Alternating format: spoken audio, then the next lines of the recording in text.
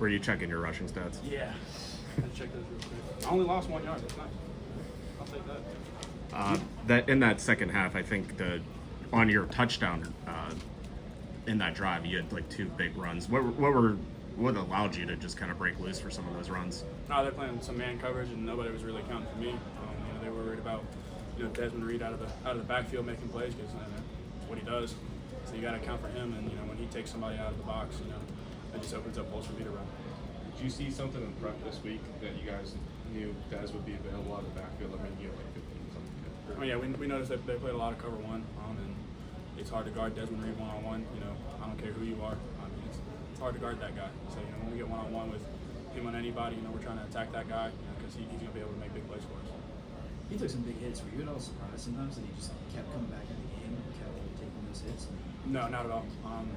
I've gotten really close with Dez. When I first got here, me and him both transfers. We were able to bond over that, helping me teach me the offense and everything like that. So just being around him, seeing the type of guy that he is, he's a great dude, great teammate. And, he's going to put the team before himself, and he knows how much we need him. So he's no matter if he's hurt or anything, he's going to go out there and make plays for us, put himself on the line for us.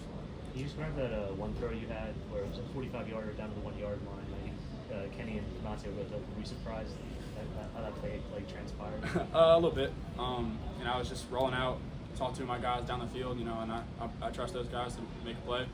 Threw it up there for somebody to get it. Kanate came down with it. Kind of wishing he would have caught it and just scored. But that's what happens. You got playmakers like that. You can put your trust in them. That's what I did, and they were able to go out there and make a play. What happened on the interception? That was all my fault. I didn't read man or zone. They played zone. I was kind of thinking man, and I forced it a little late to it. Guy made a great play, undercut it, and then took it to the house. And, that was all on me. Nothing they did different, special. I just made a bad read. I got to learn from it. After the interception, you threw 3 touchdowns and rushed for another. Have you always been able to move on pretty quickly from stuff like that? As a quarterback, you got to. There's going to be plays where bad stuff's going to happen. You got to learn from it. You got to move on. It's the next play. It's not the last play. The next play is the most important play. You got to move on from it, learn from your mistakes, and be able to go out there and play because your team needs you to make plays, especially a quarterback. EJ just told us you're the first pick quarterback to win the first 5 starts since Dan Marino. What's that mean to you? I guess I'm in pretty good company. He's a Hall of Famer. He's an elite quarterback. At college here at Pitt. Hopefully I can keep doing what he did. And lead this team to great things. You're setting a few records. Dez is setting some records too. You guys are 5-0 for the first time since 1991. First win in Chapel Hill. How much do you guys talk about some of the history that you've already made so far this season? We mentioned it here and there. It's a big deal. Obviously, you're making history. Growing up, you dream of making history for your school, and football and everything like that. Our goal is just make a play, do what we're supposed to do, and go 1-0 every week, and that stuff's going to come. That last drive, you guys killed 7 minutes off the clock. It was your longest drive of the game. It's kind of the conversation in the huddle going into that last drive. Just play football, do what we do. Be smart. Don't turn the ball over. Sorry, I almost did. But just go out there. Make plays. Take what the defense gives you. And win the game. That's all that matters.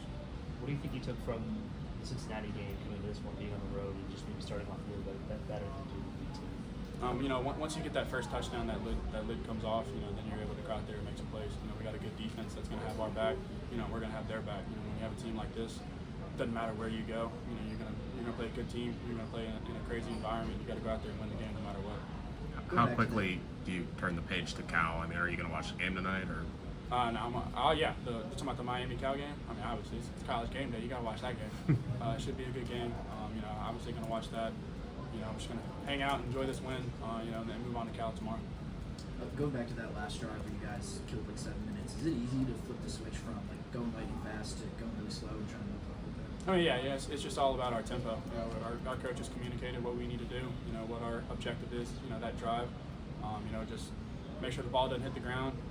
Kill clock. Completions, stay in bounds. And get positive yards. You can't really have any negative plays like that. Then you're gonna be able to chew clock when you need to. We'll do 2 more if you have any. Good. All right. Good. Thanks,